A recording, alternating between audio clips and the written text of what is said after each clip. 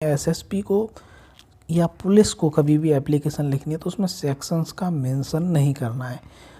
उन शब्दों का यूज़ करना है जो सेक्शन में दिए गए हैं, जो सेक्शन पर अप्लाई होते हैं। जैसे कि दहेज को लेकर मेरा मानसिक तथा शारीरिक उत्पीड़न करते थे, तो ये 498A में कवर होता है। 498A आईपीसी दहेज को लेकर प्रताड़ित करना, ससुराली जनों द्वारा या पति द्वारा प्रताड़ित करना, ये 498A में कवर होता है। और दहेज की मांग करना और दहेज लेना, ये डॉरी प्रोहिबिशन एक्ट में भी ये क्या है, ये भी दंडनीय है। तो आपको ऐसे शब्दों का यूज़ करना है, जैसे कि ये मेरे घर में आया और मेरी घड़ी को उठा के ले गया, तो ये क्या है, चोरी का अपराध है 378 के अंतर्गत। तो आपको ये नहीं लिखना है कि 378 के अंतर्गत अपराध किया, आपको पूरी बस फैक्ट्स लिखने हैं। नमस्कार दोस्तों, मैं एडवोकेट अमित कबीर, आपका एक बार फिर से हमारे यूट्यूब चैनल आर्टिकल 32 में वेलकम है। तो दोस्तों, जैसा कि हमने लीगल ड्राफ्टिंग के संबंध में कुछ लीगल वीडियोस डाले थे, जिस पर काफ़ी कमेंट आए कि ड्राफ्टिंग के संबंध में, लीगल ड्राफ्टिंग के संबंध में और वीडियोस बनाई जाएं।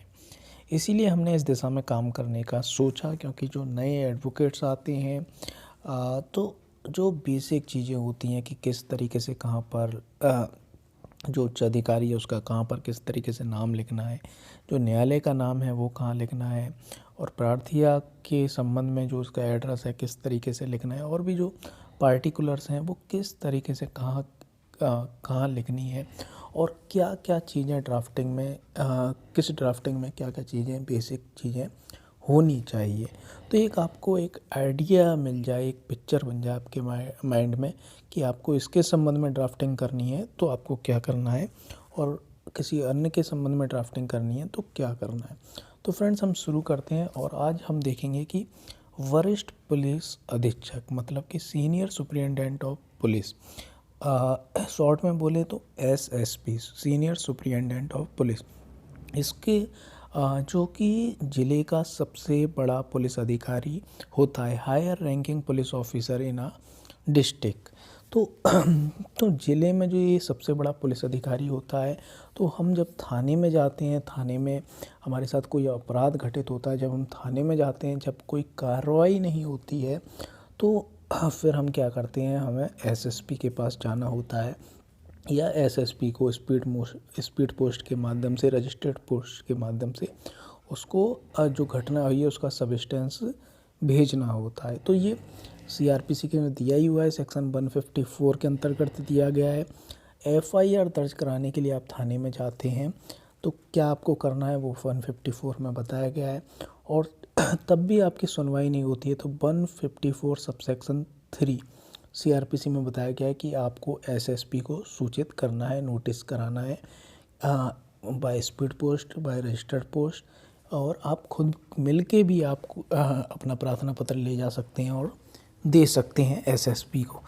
और एसएसपी के बाद भी यदि कोई कार्रवाई नहीं होती है तो आप यहाँ पर कोर्ट के लिए, आपके लिए डोर खुल जाता है कि आप कोर्ट में जाएं और कोर्ट से ये प्रेयर करें कि ये घटना हुई थी, मेरे साथ मारपीट हुई थी, मुझसे दहेज मांगा गया था, जो भी घटना हो, मेरे साथ लूट की, डकैती की घटना हुई थी, और पुलिस के द्वारा कोई कार्रवाई नहीं की गई, और एसएसपी और उच्च अधिकारियों के द्वारा भी कोई कार्रवाई नहीं की गई।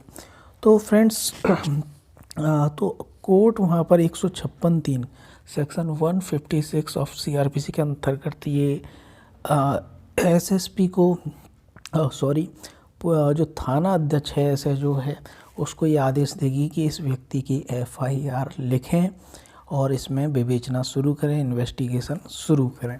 तो ये प्रोसेस होता है। तो आज हम देखेंगे कि एसएसपी को एप्लीकेशन किस तरीके से लिखना है। एक फॉर्मेट है, ये दहेज की घटना को लेकर है, दहेज की जो नाजायज़ मांगी जाती है, दहेज मांगा जाता है जो कि एक गलत चीज़ है, उसको लेकर है ये। तो फ्रेंड्स, यहाँ पर ये इसके फैक्ट्स ये हैं कि एक महिला है शादीशुदा, उसकी शादी हुई और शादी के बाद से ही उसे दहेज के लिए प्रताड़ित किया जाता है, उससे दहेज में कुछ रुपयों की मांग की जाती है, या कोई कार या मोटरसाइकिल की मांग की जाती है, इस तरीके से ये घटना है। तो इसके संबंध में पहले सेक्शन समझ लें। तो हमें एसएसपी को या पुलिस को कभी भी एप्लीकेशन लिखनी है तो उसमें सेक्शंस का मेंशन नहीं करना है। उन शब्दों का यूज़ करना है जो सेक्शन में दिए गए हैं, जो सेक्शन पर अप्लाई होते हैं।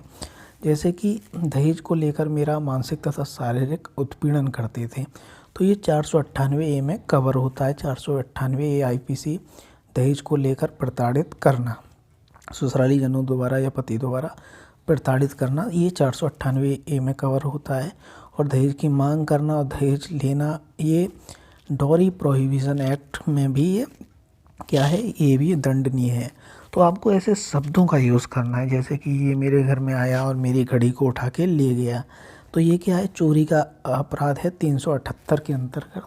तो आपको ये नहीं लिखना है कि 378 के अंतर्गत अपराध किया, आपको पूरी बस फैक्ट्स लिखने हैं, नॉट सेक्शंस आपको यहाँ पर नहीं मेंशन करने हैं।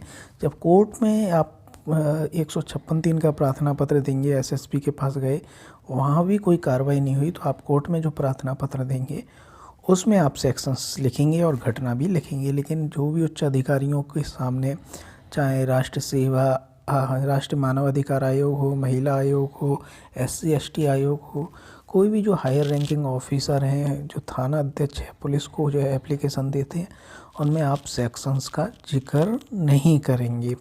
सेक्शन का जिक्र नहीं करते हैं, ये एक रूल है। और आप समझा सकते हैं, मुंह से बता सकते हैं, आप एक कानून की जानकारी है कि पुलिस इन सेक्शनों में ये धारा, ये रिपोर्ट दर्ज करे, आप बता सकते हैं। लेकिन लिखना ये ड्राफ्टिंग के नियम के अंतर्गत ये नहीं माना जाता है कि उच्च अधिकारियों को ही लिखा जाए। और लिख भी देंगे अगर आपको ऐसा लगता है कुछ अलग सा मामला है जिसमें पुलिस को उसकी जानकारी नहीं होगी, अलग से इन्फॉर्मेशन करना ज़रूरी है, तो आप थोड़ा बहुत लिख सकते हैं सेक्शंस के बारे में। वैसे अगर जो जनरल ऑफेंसेस हैं उसके संबंध में आपको ऐसा लिखना ज़रूरी नहीं है। तो फ्रेंड्स हम देख लेते हैं। तो फ्रेंड्स ये हम शुरू करते हैं, आपको डिस्प्ले पे दिखाई दे रहा होगा। तो सबसे पहले आपको इसी तरीके से लिखना है, सेवा में वरिष्ठ पुलिस अधीक्षक जिला आगरा। तो ये आगरा के SSP को एप्लीकेशन हम लिख रहे हैं, और इंग्लिश में लिखना है तो to senior superintendent of police district Agra महोदय सर, सविनय निवेदन है कि प्रार्थिया का विवाह एक्स के साथ, जो कि पुत्र श्री किसका है, भाई का, निवास स्थान आपको लिख देना है, ये निवासी किसका है, थाना कौन सा लगता है उसके एरिया में वो लिख देना है, आगरा के साथ दिनांक 26/8/2016 को हिंदू रीति रिवाज से संपन्न हुआ था। जिस भी हिंदू रीति रिवाज से हुआ, हिंदू रीति रिवाज से या मुस्लिम रीति रिवाज से, वो आपको लिख देना है कि इस रीति रिवाज से संपन्न हुआ था। उक्त शादी में प्रार्थिया के परिवारजन द्वारा पति व ससुराली जनों की मांग पर की दहेज की मांग पर 5 लाख रुपए शादी में खर्च किए गए थे, जिसमें 1,50,000 रुपये नगद दिए गए थे। वह घर गृहस्थी का संपूर्ण सामान, टीवी, फ्रिज, कूलर, बेड, सिलाई मशीन, घर गृहस्थी का जो भी सामान होता है, कीमती कपड़े, सोने चांदी के जेवरात, पीतल के बर्तन इत्यादि सामान हमारे द्वारा दिया गया था, हम प्रार्थिया के परिवारजनों द्वारा दिया गया था। और हर तीज त्यौहार पर हमने इनका मान सम्मान किया था। जैसे जो करते हैं, जो भी मान सम्मान है, जो सामान ले जाते हैं, जो हमारा सोसाइटी में चलता है महीने भर का सामान ले जाना, वो सब हमने किया था। तो फ्रेंड्स ये आपको फैक्ट्स दिखाई दे रहे होंगे, मैंने अपनी बातों में अपने शब्दों में बताया। इसे आपको लीगल लैंग्वेज में लिखना है। हमने जो लिखा है कि इत्यादि सामान दिया था, जेवरात, पीतल के बर्तन इत्यादि सामान दिया था, और हर तीज त्यौहार पर प्रार्थिया के ससुराली जनों का मान सम्मान रखा था। यह है कि प्रार्थिया के परिवारजन की आर्थिक स्थिति ठीक न होने के कारण उन्होंने शादी के लिए अन्य लोगों से रुपए उधार लेकर इस दान दहेज का इंतजाम किया था। तो इसमें परिवार की स्थिति ऐसी नहीं थी, जो उनकी दहेज की मांग थी 5 लाख रुपए की, तो उसमें कुछ रुपया कम पड़ा, तो परिवारजनों से, आस पड़ोसियों से उधार रुपया लिया, तब उसका इंतजाम किया। परंतु फिर भी ससुराली जन इससे संतुष्ट नहीं हुए, और पति व ससुराली जन व ससुराली, पति का नाम लिखना है आपको, पति ए, व ससुराली जन में कौन, ससुर का नाम लिखना है, सास जो भी नाम है बी, एस जो भी नाम है, देवर जो भी देवर्स हैं जो आपको देवर हैं जो आपको परेशान करते हैं दहेज को लेकर, उनका नाम लिखना है। और जो भी आपके अन्य रिश्तेदार हैं जैसे मौसिया सास हुई और आपकी ननद हुई, तो उनके भी आपको नाम लिखने हैं जो दहेज की मांग को लेकर आपको प्रताड़ित कर रहे हैं। इन लोगों ने शादी के कुछ दिनों बाद से ही अतिरिक्त दहेज की नाजायज़ मांग शुरू करने लगे और दहेज की मांग में 2 लाख रुपए की मांग किया करते हुए प्रार्थिया व उसके परिवारजन को गंदी गंदी माँ बहन की गालियाँ देते। जो प्रार्थी मतलब जो लड़की है जो इसमें प्रार्थना पत्र जिसके नाम से भेजा जा रहा है, उसको गंदी गंदी माँ बहन की गालियाँ देते थे। और पति व सास ससुर तीनों मिल के पूरी तरीके से प्रार्थिया को मारा करते थे और कहते थे कि हमारा लड़का इंजीनियर है, अच्छा खासा कमाता है, कहीं और शादी होती तो 20-25 लाख रुपए तो दहेज में यूं ही मिल जाते। और विशेष तौर पर तीज त्योहारों पर तो दहेज की मांग को लेकर और ज़्यादा उग्र हो जाते व मारते पीटते। जो विशेष तौर पर जब त्यौहार आता था तो उनकी एक्सपेक्टेशन और बढ़ जाती थी कि त्यौहार आ गया, अब तो ये रुपये लेकर इंतजाम करके ले आएंगे। उनकी एक्सपेक्टेशन जो होता है रियलिटी में कि त्यौहार आता है तो वो मान सम्मान के वो जो करते हैं कि ये आए हमें रुपए दे, ये चढ़ावा करे हमारे ऊपर। तो विशेष तौर पे जब भी कोई तीज त्यौहार आता था, होली दिवाली, तो उनकी एक्सपेक्टेशन और बढ़ जाती थी और वो दहेज की मांग को लेकर और ज़्यादा उग्र हो जाते थे और मारते पीटते थे और भूखा प्यासा रखकर कमरे में बंद कर देते थे। यह कि प्रार्थिया ये सोचकर सब सहती रही। जैसे कि हमारा सोसाइटी है, ज़्यादातर क्या होता है हम संबंध को बचाने की कोशिश करते हैं। इतने ज़्यादा प्रताड़ित करने के बाद भी हमारी बहू बेटी को इतना ज़्यादा प्रताड़ित करने के बाद भी हमारी बेटी हुई, हमारी बहन हुई, उनको इतना ज़्यादा प्रताड़ित करने के बाद भी हम क्या सोचते हैं उसका डिवोर्स नहीं हो, रिलेशन कैसे भी बना रहे, आगे चल के 2-3 साल में सब कुछ ठीक हो जाएगा, दहेज की मांग बंद हो जाएगी। तो यहाँ पर जो प्रार्थिया है वो ये सोचकर सब कुछ सहती रही और कोई कानूनी कार्रवाई नहीं की कि इससे मेरे परिवार की समाज में काफ़ी बदनामी होगी। तो एक ये माना जाता है कि लड़की अगर अपने मायके चली जाएगी और वहीं रहेगी तो सोसाइटी में उसकी व उसके परिवारजन की बहुत बदनामी होगी। ये एक गलत सोच है। एक तो उसके प्रताड़ित किया जा रहा है और वो अपने घर पे भी आ रही है रहने के लिए, तो और कानूनी कार्रवाई कर रही है, तो उसी को गलत समझा जाता है। और सोचा कि आगे चलकर सब कुछ ठीक हो जाएगा, इसलिए वो सब कुछ सहती रही। लेकिन प्रार्थिया के पति व ससुराली जनों के व्यवहार में कोई परिवर्तन नहीं आया, बिल्कुल भी परिवर्तन नहीं आया और वो लगातार दहेज की मांग को लेकर प्रार्थिया का मानसिक व शारीरिक उत्पीड़न करती रहे। उसका मेंटली तथा फिजिकली तौर पर उसका एक्सप्लॉयटेशन करते रहे। ये लिखना है आपको। यह है कि दिनांक 21 जनवरी 2020 को प्रार्थिया के पति ने दोपहर को, जो लास्ट में सबसे घटना हुई यहाँ पर 21 जनवरी 2020 को, क्योंकि यदि हमें घटना कंटिन्यू कई बार हो रही है तो उसमें असमय नहीं लिखा जा सकता है। तो जो हमें लास्ट की जो घटनाओं के समय याद रहती हैं कि घटना किस समय हुई, किस स्थान पर हुई, किस स्थान पर हुई, कौन सी दिनांक थी, तारीख थी, ये सब चीज़ें लिखनी होती हैं। और जिनके द्वारा ये घटना की गई, जिन लोगों के द्वारा मारपीट की गई, उनके नाम लिखना ज़रूरी है। तो 12:30 बजे प्रार्थिया के साथ बुरी तरीके से मारपीट की उसके पति ने 12:30 बजे 21 जनवरी 2020 को। और फिर एक अनजान आदमी को बुलाया और दोनों ने मिलकर प्रार्थिया को कार में बैठाकर 11:30 बजे आगरा धक्का देकर छोड़ गए। उसके मायके के पास उसे किसी जगह पर उसको धक्का देकर छोड़ गए, मायके के पास छोड़ गए। और वहाँ से उसका घर दूर था तो वो पैदल बड़ी मुश्किल से रात को 11:30 बजे कहीं पैदल पहुँचे। कोई लिफ्ट भी नहीं दे रहा। ये सब चीज़ें लिख सकते हैं पर ज़्यादा डिटेल में आपको नहीं लिखना है। जितना आप प्रेसी कर सकते हैं, प्रेसी राइटिंग, वो आपको करना है। तो वो धक्का देकर वहाँ पर छोड़ गए उसके मायके के पास आगरा में। प्रार्थिया के परिवारजन द्वारा कई बार प्रार्थिया के ससुराली जनों को समझाया, परंतु उन्होंने प्रार्थिया को घर में रखने से साफ मना कर दी। अब छोड़ गए। अब मायके वाले क्या कर रहे हैं, जैसा कि आमतौर पर होता है, वो अपने कोई जानने वालों को, जो दोनों पक्षों को जानते हैं, उनको ले जा रहे हैं ससुराली जन में और समझा रहे हैं कि ऐसा हमें माफ़ कर दीजिए, हम आपकी एक्सपेक्टेशन को पूरा नहीं कर पाए।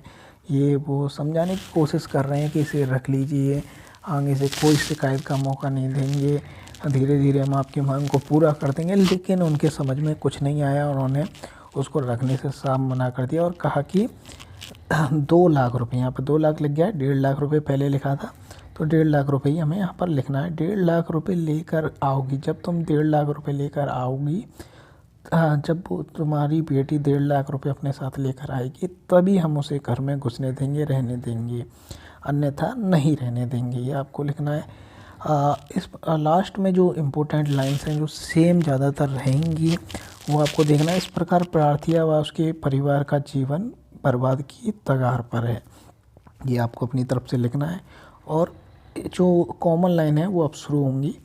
उपयुक्त घटना के संबंध में प्रार्थिया द्वारा कानूनी कार्रवाई हेतु संबंधित थाने एतमादपुर में प्रार्थना पत्र दिया गया, लेकिन विपक्षी गण के विरुद्ध कोई कानूनी कार्रवाई नहीं की गई। तो ये हमें बताना है। तभी 156(3) के जो ग्राउंड्स क्यों ओपन हुए, हम कोर्ट में क्यों आ रहे हैं, क्या आने का हमारा राइट है, वो हमें बताना है कि हम थाने में गए, कोई कानूनी कार्रवाई नहीं हुई। 154 के अंतर्गत FIR दर्ज कराने के लिए हम थाने गए, लेकिन थाना अध्यक्ष द्वारा कोई भी विपक्षी गणों के विरुद्ध कानूनी कार्रवाई नहीं की गई। अतः श्रीमान जी से विनम्र निवेदन है कि प्रार्थिया की रिपोर्ट दर्ज करवाकर विपक्षी गण के विरुद्ध त्वरित कानूनी कार्रवाई करने के आदेश देने की कृपा करें।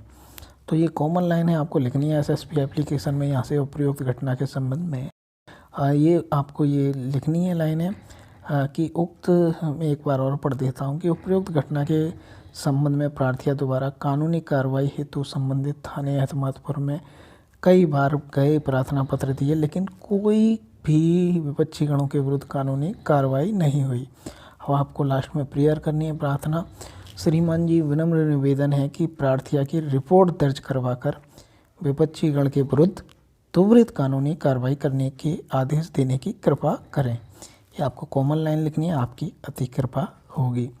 दिनांक ये लिख देनी है, प्रार्थिया के यहाँ पर आपको साइन करा देने हैं और नाम लिख देना है यहाँ पर, और उसी के ऊपर यहाँ पर साइन करा देनी। और जिस जिसको भी आपको ये एप्लीकेशन भेजनी है उसके नाम लिख देने। जैसे प्रतिलिपि आपको यहाँ पर महिला के संबंध में है, तो यहाँ पर राष्ट्रीय महिला आयोग को भी यहाँ पर भेजनी है, तो इसको भी आपको भेजेंगे। जो थाना अध्यक्ष है एतमादपुर का, उसमें भेजेंगे। और जहाँ पर पति रहता है, जहाँ ये तो एतमादपुर का जो लड़की है वो रहती है, उसके भेज देंगे। और जहाँ पर पति रहता है जहाँ भी रहता है, वो मध्य प्रदेश, महाराष्ट्र कहीं भी रहता है, तो उसका जो थाना लगता है, जो उस डिस्ट्रिक्ट का, उस थाने का नाम लिख देंगे और भेज देंगे। ये आपको करना है। और आप लिखना चाहें तो अपने डिस्ट्रिक्ट में जो पुलिस महानिदेशक आगरा जोन आगरा, उसको भी भेज सकते हैं। तो ये इन अधिकारियों को भी भेज सकते हैं, लेकिन वहाँ से भी आपको रिलीफ मिल सके, हो सकता है वहाँ से आपको कहीं से भी रिलीफ मिल जाए। तो सब उच्च अधिकारियों को आपको कोशिश करनी है कि यहाँ से रिलीफ मिल जाए। तो आप एप्लीकेशन तो बना ही रहे हैं, वही एप्लीकेशन इन लोगों को सेम भेज दें, और जिसको भी भेजेंगे उस पर टिक यहाँ पर कर दें। तो friends, thank you very much. आपको हमारा वीडियो कैसा लगा, और आगे भी हम ड्राफ्टिंग की वीडियो बनाएंगे, और इसके बाद बनाएंगे कि आप ये सब आपने कर दिया, संबंधित थाने में FIR दर्ज कराने के लिए एप्लीकेशन दे दी, या मुँह से बता दिया, अपने मुख से बता दिया, तो भी कोई कार्रवाई नहीं हुई। फिर SSP को भी एप्लीकेशन दी, फिर भी कार्रवाई नहीं हुई, तो आपके लिए कोर्ट का द्वार खुल गया। यदि संज्ञेय अपराध हुआ है तो 156(3) का द्वार खुल गया कि आप FIR दर्ज कराने के आदेश प्राप्त करने के लिए कोर्ट में जाएं। तो friends, thank you very much. आपको मेरा वीडियो कैसा लगा कमेंट बॉक्स में कमेंट करके ज़रूर बताएं।